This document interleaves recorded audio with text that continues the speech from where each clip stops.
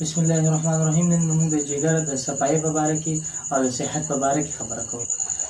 جګر زموږ په بدن کې یو داسې حصہ ده چې دا وینې صفا کوي زموږ بدن ته. بیا چې کوم خوراک موږ کوو د هغې نه توانایي هم دا جګر جوړوي. چې کله زموږ جګر خراب وي نو ټول جسم کمزوري.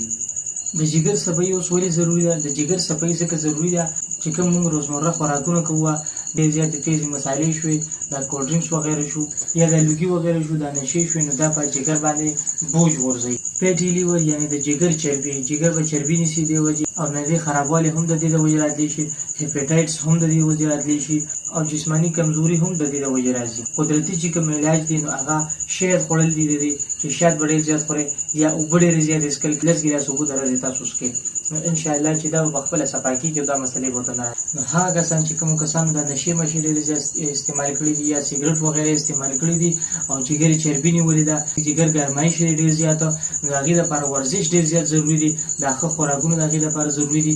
د دې سره سره موږ هربل میډیسن تیار کړي دي، نو انشاءالله چې دا خوراک ورسره یو 10 ورځې وکړي، فیټي لیور چربي ده یا نور داسې قسم کې بیمارۍ دي د جګر، نو هغه به بالکل کلیر شي انشاءالله الرحمن.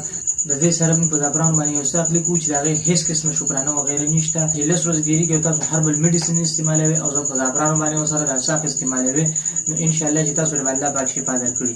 زموږ پته ځان سره نوټ کړئ، فقیر بن حاجي کوم روډ بغداد مردان. که څوک وایي چې یاره زموږ ځای لرې دی او موږ ته ډیلیوري پکار ده، نو د ډیلیوري هر قسم سهولت موږ سره موجود دی. زموږ نمبر ځان سره نوټ کړئ 0315 13 28 555 نمبر باندې.